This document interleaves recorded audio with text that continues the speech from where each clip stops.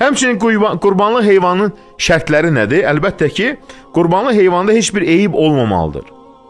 Məsələn, bir gözü kör, ayağı axsaq, arıq, halsız, xəstə, yəni deyək ki, iki buynuzu dibindən sınmış və ya qulağı dibindən kəsilmiş, lakin buynuzda olan az sınıq və ya qulaqda olan az kəsiyi eybi yoxdur. Yəni heyvanları tanımaq üçün düzü bir kəsirlər. Amma ki, dibdən kəsmək olmalı, o doğru deyil. Yəni, qurban kəstirən insan, yəni, sərbəst heyvan seçimi etməli. Satıcı onu, yəni, filan heyvanı seç deyə məcbur etməməlidir. Özün seç.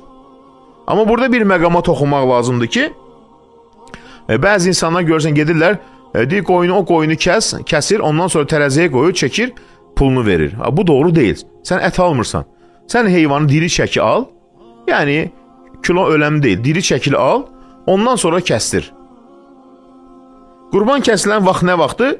Yəni, bayram namazından sonra, baxın, bayram namazından əvvəl olmaz.